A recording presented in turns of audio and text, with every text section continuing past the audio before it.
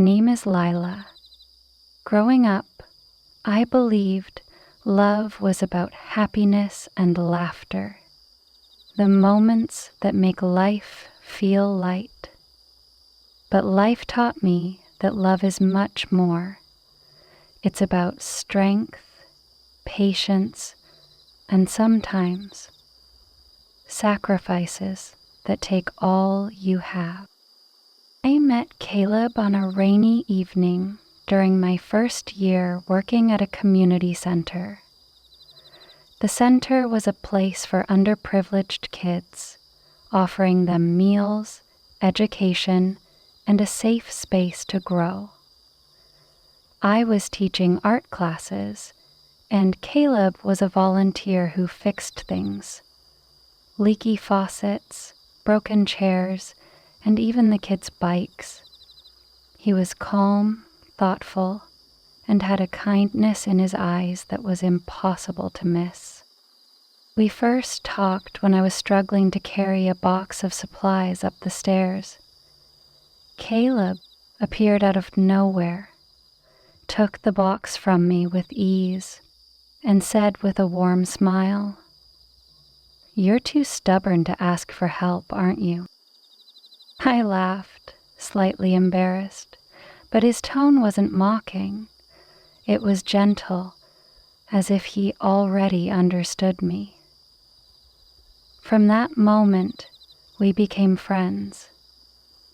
He'd show up to my classes sometimes, not to learn, but to help the kids with their projects. He'd patiently teach them how to glue things properly, or how to sand wood for their sculptures. The children adored him, and slowly, so did I. Caleb wasn't the kind of man who declared his feelings with grand gestures. His love was quiet and steady. He'd bring me coffee when I forgot to eat. He'd fix my old car without being asked.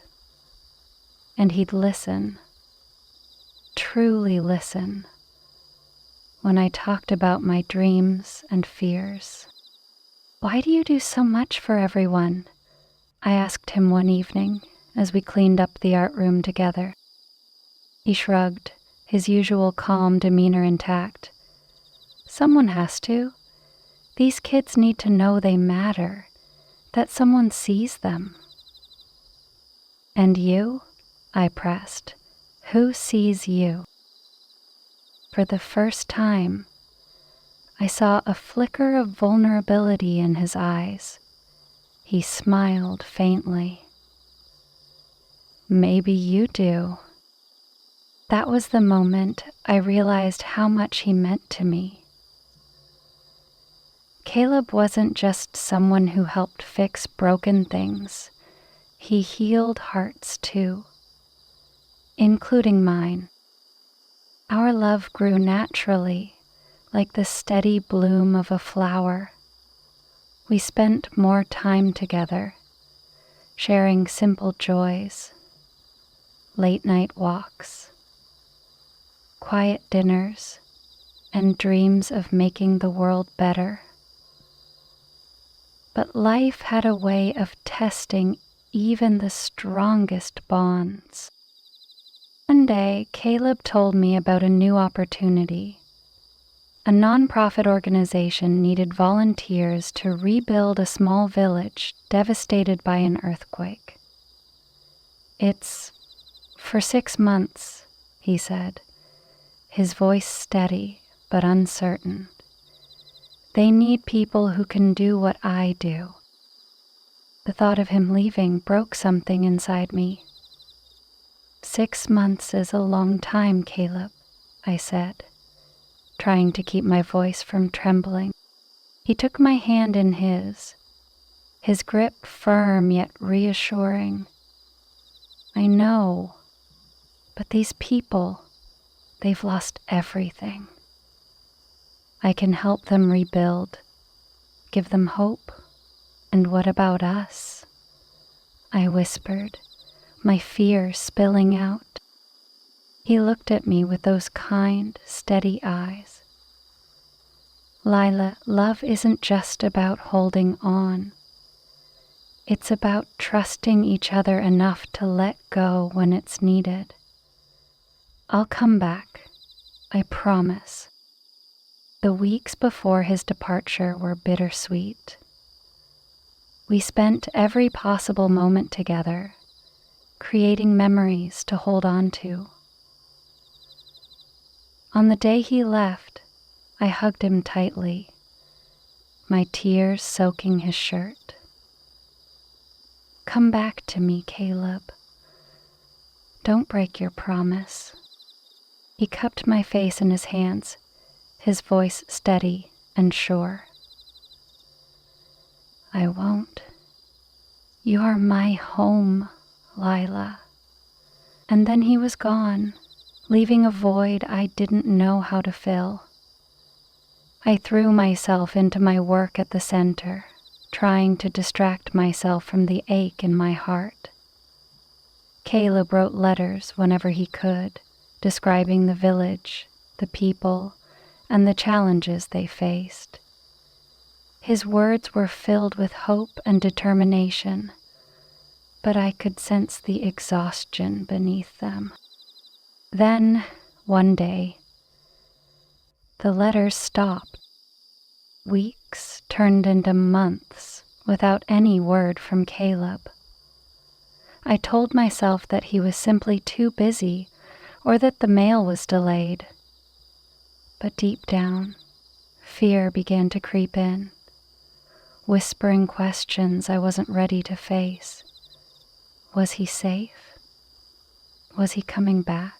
One evening, as I sat alone in the quiet art room, my phone buzzed. It was a call from an unfamiliar number. My heart raced as I picked it up. Hello? I said, my voice trembling. Is this Lila? A woman's voice asked. Yes, I replied. This is Clara, one of the volunteers working with Caleb. I wanted to let you know he's okay, but he's been injured. There was an accident at one of the construction sites. He's stable, but he needs surgery and recovery before he can travel. The relief of knowing he was alive mixed with the pain of imagining him hurt. Can I speak to him? I asked, desperate to hear his voice. He's resting now, but I'll tell him to call you as soon as he can, she assured me. That night, I couldn't sleep. My mind replayed the moments we shared, and I held on to his promise. I'll come back, he had said. I needed to believe that. Days later, Caleb called. His voice was weaker, but still held the calm steadiness I loved. Lila, I'm sorry I didn't call sooner, he said. Don't apologize, I replied quickly. I'm just glad you're okay. What happened? He explained how a beam had collapsed during construction, pinning his leg. The injury was severe, but he assured me he was receiving the best care. I'll heal, Lila. It'll take time, but I'll get back to you. I promise. Months passed, and Caleb's recovery was slow but steady. He couldn't return to the village to finish the work, but he coordinated from his hospital bed, refusing to abandon the mission. These people deserve a future, he told me one evening over the phone. His determination never wavered, and neither did my love for him. When Caleb finally came home, he walked with a cane and a slight limp, but his spirit was as strong as ever. I met him at the train station, and as soon as I saw him, Tears streamed down my face. He dropped his bag and opened his arms. "Lila," he said softly, "I told you I'd come back." I ran to him, holding him as tightly as I could. "You kept your promise," I whispered. Life after Caleb's return wasn't easy. He had to adjust to his new limitations, and there were days when frustration got the better of him. But we faced every challenge together. His resilience inspired me, and my support gave him strength. One evening, as we sat on the porch of our small home, Caleb took my hand. "Lila, I couldn't have done any of this without you. Your love kept me going, even when everything seemed impossible." Tears filled my eyes as I squeezed his hand. "We did this together, Caleb.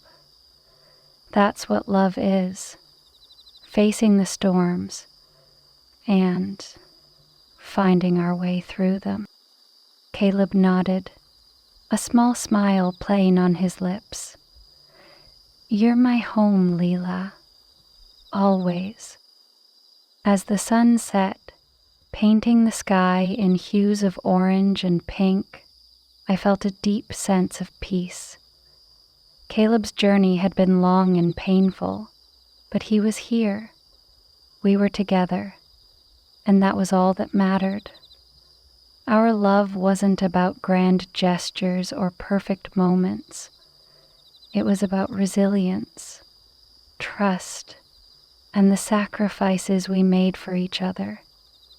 And in those quiet shared moments, I knew we had built something unbreakable. If you enjoyed this story, please like, subscribe, and share. See you in the next video.